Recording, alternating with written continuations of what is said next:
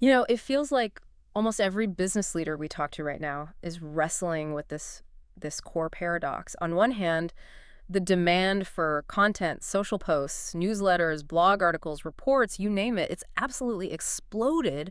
Companies need more of it than ever. Right, but at the same time, the world is already drowning in content. I mean, your audience is just overwhelmed. Yeah. So there's this intense pressure to not just create at scale, but to create messaging that actually cuts through the noise, gets distributed effectively, and constantly gets refined based on how people are reacting. And doing that with traditional methods, Yeah. feel like it's hitting a wall. It really is. You see teams stretch thinner and thinner, production cycles that feel like they take forever, and costs just spiral. Totally.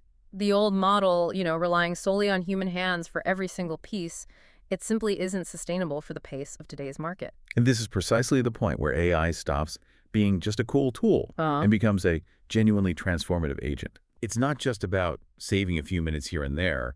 It's about fundamentally building a new kind of adaptive content ecosystem designed to move at the speed required. And importantly, this isn't the sci-fi fear of robots taking over, which I think is often the first thing people jump to. No, not at all. The source material for this deep dive, insights from Dr. Pooyan Ghamari, a Swiss economist and the founder of the A-Land platform, lays out a blueprint that's explicitly about intelligent collaboration. It's not robots versus humans. Exactly. What's fascinating here is understanding where each excels. AI thrives on repetition. It can take structured data or prompts and generate drafts incredibly fast. It's a real force multiplier, A force multiplier, yeah. meaning it allows a small team to achieve the output of a much larger one by handling those high-volume, repeatable tasks. And that frees up the humans, right, to do what they do best: inject that unique narrative voice, provide critical context, layer in emotional intelligence, and apply a strategic thinking. Precisely, that human touch. So our mission in this deep dive is to really unpack this specific 5-step blueprint from Dr. Gamari's work on how to actually achieve this AI-powered content mastery in practice. Yeah, think of it as a practical, proven path based on real-world experience, kind of moving from theory to actionable steps you can take. Okay, let's dive in then. If we're going to achieve this kind of AI-powered content mastery, where do we even start? The blueprint lays out step 1 as absolutely foundational: audit all repetitive content production tasks. Right. And the reason this matters so much is often underestimated, I think. How so? Well, before you can automate or optimize anything, you have to understand the scale of the problem. You need to see where time, money, and frankly, creative energy are being lost to redundancy. Doing the same basic task, maybe just with slightly different words, over and over again. Okay, so practically speaking, how do you even do that kind of audit? What does it look like? It involves listing. Well, listing everything. Every blog post format, every newsletter type, product updates, social media series, internal reports, sales proposals, any content deliverable that you create regularly. Okay. Then you look across that list and identify where the processes have similar structures or use similar language. Where's the pattern? And I guess a crucial step here is to quantify it somehow. Absolutely. You need to figure out how much time, roughly, is being spent on these recurring, often low differentiation tasks each month or quarter. Right. That quantification helps you prioritize where AI can have the biggest impact. You focus on the stuff that needs to be done frequently, but doesn't require, a completely fresh creative spark every single time. Makes sense. Target the repetition. And the specific insight from Ayland on this step is really eye-opening. Their internal audit showed over 60%. 60% of their entire writing resources were being spent on these repeatable formats. Wow. 60%. Yeah, just identifying that meant targeting this became their single highest ROI opportunity for efficiency gains.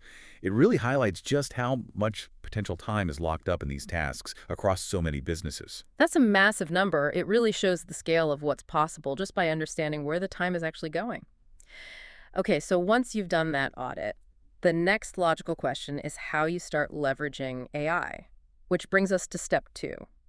Test AI writing tools for various formats. Yeah, and this step is important because when used strategically, AI tools absolutely can significantly boost your output, potentially doubling or even tripling. Double or triple. Okay. The tool landscape is huge now, right? Yeah. And not every tool is right for every task or every brand. You need to find the ones that fit your specific needs, your brand voice, and crucially, your existing workflows. So how do you approach that testing phase? Just try everything. Well, not necessarily everything all at once. The blueprint suggests starting with some leading tools known for different strengths, maybe testing something like ChatGPT for drafting outlines or initial ideas, perhaps Jasper for more marketing-focused copy, or Copy.ai for things like product descriptions. You assign specific tools to specific types of content based on what you're trying to achieve. And then you compare, I assume, like AI versus human. Exactly. You take the AI-generated drafts and put them side by side with content your human team has created. You're looking at clarity, how relevant it is to the topic, and critically, does the tone match your brand? Yeah, the tone match feels really key. It is. And get your team involved. Ask them, where does the AI make things faster? Where does it consistently miss the mark and require heavy editing? Right, get that ground level feedback. And the strategic advice here is definitely to pilot. Don't try to overhaul your entire content engine overnight. Okay. Start with internal communications, maybe some low-stakes blog posts or social media updates. Track the time saved, sure, but also ask how your team feels. Is it actually freeing them up, or is it just creating more work fixing bad AI? That user feedback is crucial. That makes a lot of sense. Start small, learn, iterate. But just having the tools isn't enough, is it? Because the AI is only as good as the instructions you give it. Which I guess brings us to step 3. Build prompt libraries. This step is absolutely critical for achieving consistency and scale. If step 2 is about finding the right tool, step 3 is all about giving that tool the right recipe. The recipe, I like that. Prompt libraries are essentially curated sets of instructions that tell the AI exactly what you need, in what style, and with what key information included. So it's like creating reusable templates for talking to the AI. How do you go about building those libraries effectively? Well, first, you really need to codify your brand. Catalog your core messages, your voice and tone guidelines, your key positioning statements. What are the non-negotiables that must come through in your content? Got it.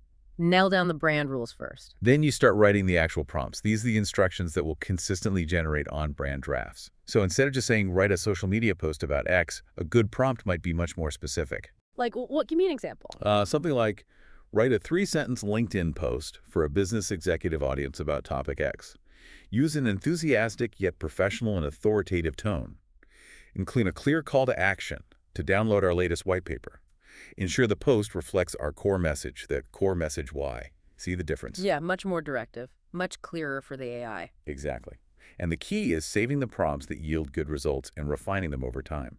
Share these libraries across your teams. This standardizes the starting point, ensuring everyone is leveraging the AI effectively and consistently. So it builds a kind of collective intelligence on how to use the tool well. Precisely.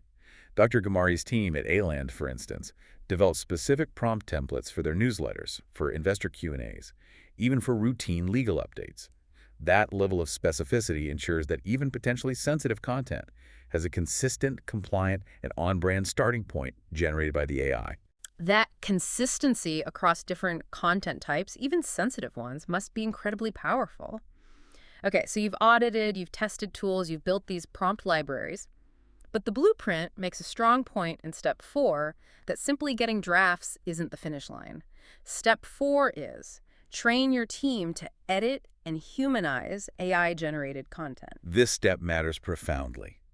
You can have the best AI and the best prompts in the world, but if your human team doesn't know how to effectively work with the output, you're leaving so much value on the table. Right. AI drafts are just that, drafts. Human judgment is absolutely essential for building trust, adding necessary nuance, ensuring factual accuracy, and achieving real emotional resonance with your audience. So how do you build that skill in your team? It's a new way of working for many. Well, it starts with education.